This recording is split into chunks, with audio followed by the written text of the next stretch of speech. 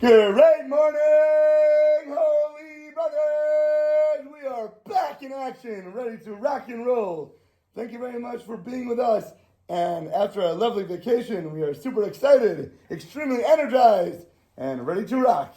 Today's lesson in the Garden of Peace. We're in the wrong book. You gotta open that up. We're not even in the right. We just finished our other class. Been rusty. That's it. Now we gotta open it back up. It's the date. Yes. We are in the Garden of Peace on our pathway to peace. And we are in the middle of, who even knows where we're up to.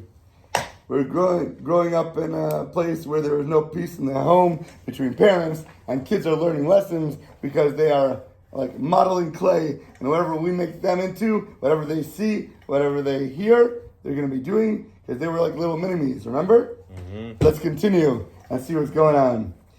By supporting her, meaning your wife, rather than criticizing her, rather than arguing with her, rather than having a fight about every single little thing, right? Because when your wife wants to do something, she wants to go to a beach, and you want to stay and learn, or she wants to have a party, and you want to go hang out with your friends, whatever it is, when you have an opinion, you have a want, you have a desire, and she wants something exactly opposite from what you're doing, stop and think right now. What is Hashem trying to teach you? Like you said, when Hashem makes you get into an accident or breaks the car down, he might be saying, hey, maybe Hashem's trying to tell me that where I'm going is not the right place right now. Maybe that I got off on a wrong turn for a reason, and it wasn't completely random. What is happening right now that God is trying to teach me, for me to open my eyes and to recognize what I need to be doing so my soul does not die, right? A husband gains his wife's trust and calms her down when she regains her composure, and then she has joy and she has happiness. She might even come back to you and say 2 words that she never even knows how to pronounce, right? You see on all the Instagram or TikToks, whatever, like these crazy words that women are spelling out, supercalifragilisticexpialidocious, right? Oh, and then all of a sudden it comes to the words, I'm sorry, she has no idea how to say it. No clue. I can't do it. Next word. And it goes through all the big fancy words. But she might even come to you and say, listen, I made a mistake. I regret the way I was acting. I'm so sorry I said what I said to you. She'll make amends with you. She'll make amends with the children. She'll be the one coming back because of the way that you're acting in a positive nature, embracing what God is sending you and taking the message and making it meaningful and making your life better and doing positive with it.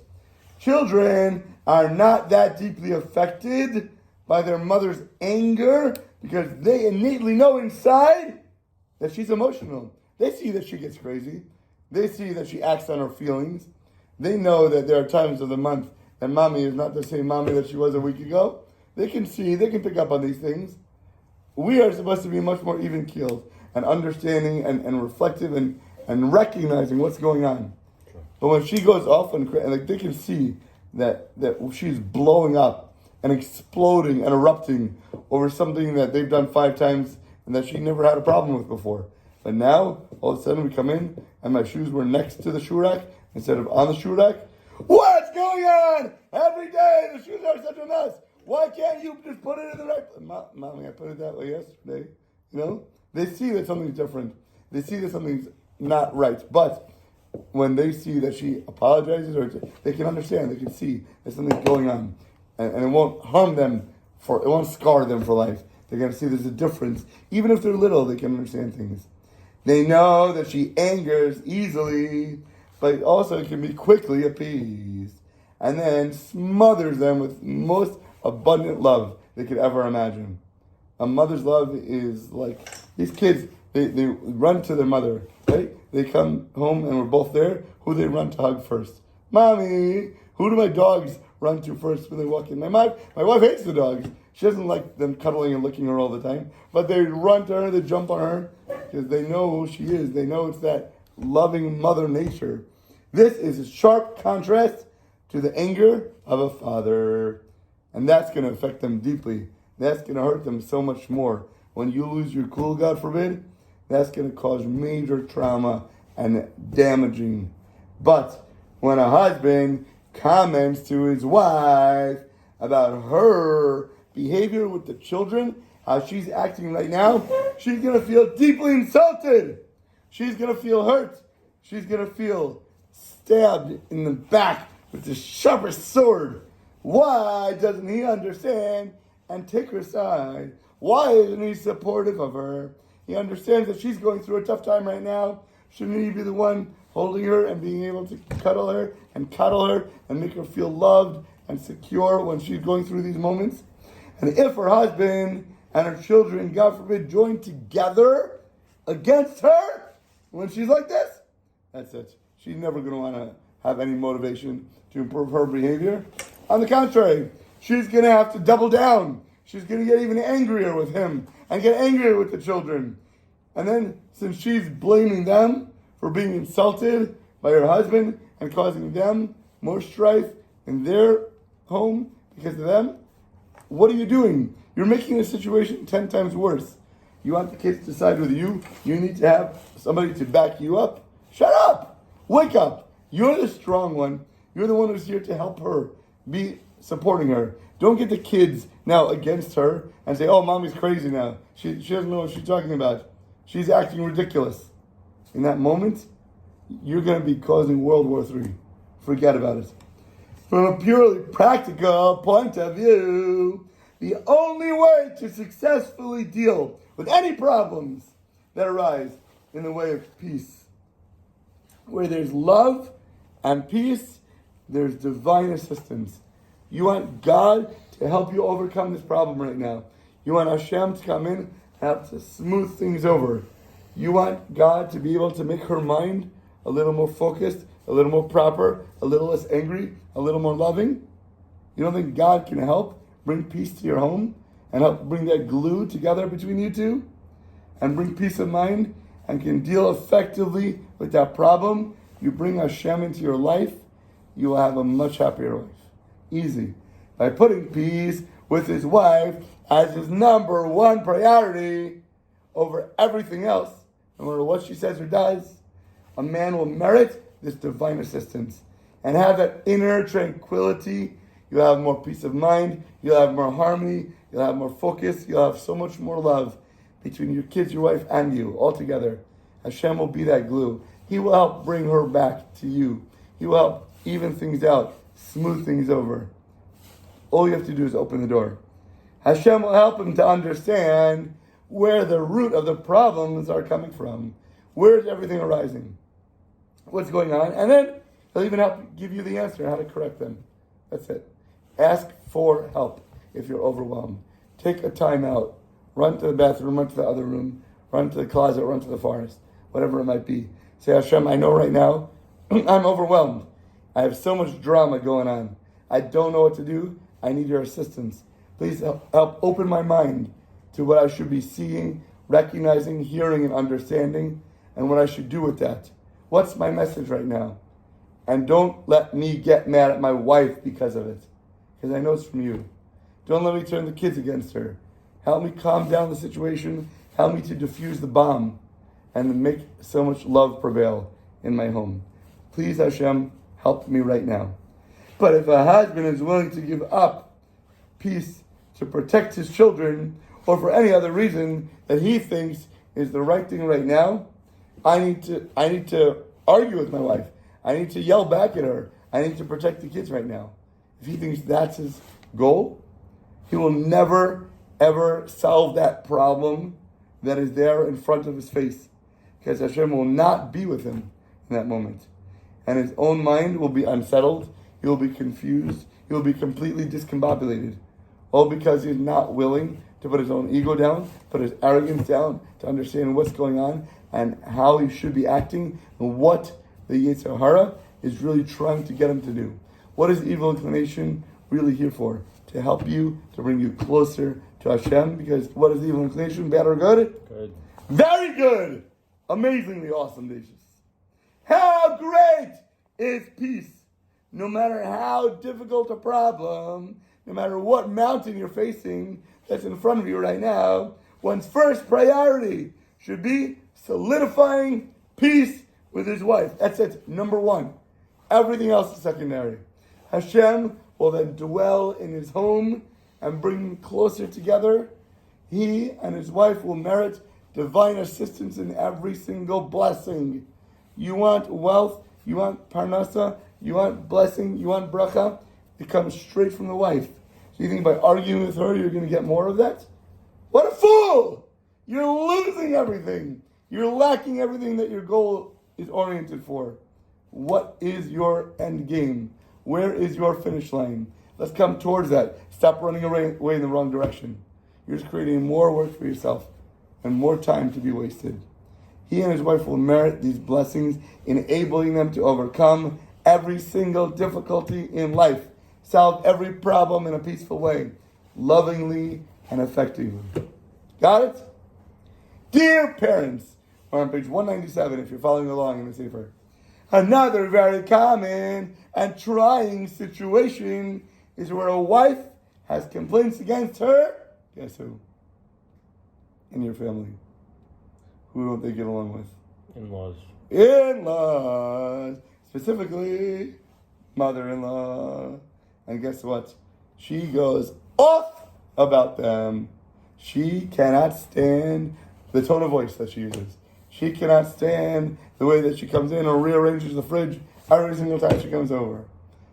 She cannot stand the way that they talk to the kids or give presents to the kids when they don't deserve them or spoil them. She's ruining everything. She cannot take it. That's my issue. Everybody, you're not unique here. We came home from a week-long trip, and my mother-in-law, her mother-in-law, is amazing. She stocked up our house, got milk, but she puts it in the fridge and put it face down. Put it horizontally instead of vertically because there was no room in the fridge. So what would my wife rather? Let her go downstairs, put another fridge. How could she put her face down? She knows I hate when she puts her face down. What is your mother doing? She messes up every time I go. She messes up my house every time she comes in. Does she say thank you for getting the milk for her and having it in her fridge that we come home? Nope.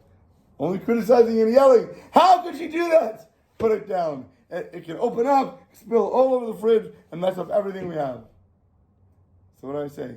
Honey, can you just appreciate the fact that we have it in our fridge? That's what I want to say. Do I say that? No. No way. What are you, crazy? Do I want an atom bomb going off in my kitchen right now? I say I will tell her and remind her not to put it face down. You're right, it's crazy. It can mess up the whole fridge. It can spill everywhere. It makes such a mess. And I'll try to remind her not to do that again. I'm sorry that she did it. Let me go fix it, and I'll try to remind her so it doesn't ever happen again. Don't say, what the heck are you complaining about? We came back, and we have no time to go out and buy anything. Now we have everything loaded for us and ready for us. You should be so thankful. Stop being such an ingrate. Stop complaining. Stop whining. You think I'm nuts? No way am I ever going to say something like that. Everybody else wants to defend their mother, right? She's my mom. What are you talking about? She's so helpful. Stop being such a brat. You know? Here too, the husband must remember the most important thing for him is to keep that peace with his wife. Who is more important in halacha? Wife or mother? Wife. It's your wife! It's one of the 10 commandments. Honor your father and mother. But that's secondary to your wife. Yeah, your number one priority before you have a wife is totally your parents. But that shifts. You better be so careful. Although it's painful for him to hear her talk negatively about his parents, like you think I want to hear her speaking that way about my mother? He must overcome that pain, agree with her. Black and white 101. Stop being selfishly motivated with a Yetzer Hara driving you to do mitzvahs that are incorrect. You think you have a motivation that's pure, you think you have a motivation that's Torah driven, and you're fired up about it, that you want to defend your mom, you know it's coming from the wrong place. If you're so excited and raging for a mitzvah, you know something, you better check yourself. Is that really a mitzvah, or are you doing something really wrong right now? Watch it. He should give her the feeling that he understands her, that he feels for her, that he's on her side, that he's standing by her, holding her hand through every problem, especially her mother-in-law. It may seem that is compromising his parents' honor, which is one of the 10 commandments, for the sake of peace with his wife. But guess what? It's not so! It's not true! The greatest honor you can have for your parents, for your mother, for your father, is what? What do your parents want most for you? Happiness! A peaceful home. What they wouldn't give to have their children happy in life. Anything. So by actually going against your mother right now and making your wife happy, it's kibbud abayim. You're fulfilling that command. Well, there are parents who want their kids to side with them, even against In the wife. moment. But what do they want long term for them? Do they want your kid to be broke and have no money? Or do they want them to have money and be set for life? So they don't give you something right now because you want it in the moment. Are they caring about you or not caring about you? They're doing what's best for you because they love you. It's the same exact thing. They want your long-term goal. They want you to have success in life. So in this one moment, you think it's looking bad that they're not caring about you? It's they love you and this is what they want for you. His love and peace with his wife will make it easier to appease her and to bring back peace between her and his parents in the long run. But if you destroy that in the moment, you're never going to get that back. It's going to be so much harder to work to get to the same level. When she feels that her husband is firmly by her side and caring about her in every single thing, even when it's against his own parents, the things that upset her will lose that sting. You won't have a yellow jacket being able to sting over and over again. If she has complaints against her mother-in-law, she will feel that it's not fair to fight with a husband who is so good to her. He's so pleasant to her. He's so calm to her. He's so siding and caring for her. She will not want to sacrifice such shalom bias for somebody that is so loving and good to her. Then, if that's the case, she will find a way to reconcile herself with his parents. We're going to talk about this more next time, but understand that when somebody is so good to her, she only wants good to you. So if she knows that you love your parents tremendously and sees that all the time, but you're good to her no matter what, then she's not going to complain against things that would cause you to be upset and to cause strife between you and your parents. She loves her mother, right? Sometimes they fight, but she'll find a way. Many times, she's my mother, she loves me. And she won't make it into a big blow-up argument. Mm-hmm. So if she's loving you tremendously and you're doing everything you need to, she won't go that way. And maybe she won't explode at me about the milk in the fridge. Maybe there was something that I didn't say that was so nice, that I could have done better. It caused me to stop and reflect on my actions to see what's going on for have peace in the home, to make things better between her and my parents, all together, to have unity and harmony and peace with everyone. Shkaya! Have an awesome, deliciously amazing rest of your peaceful day.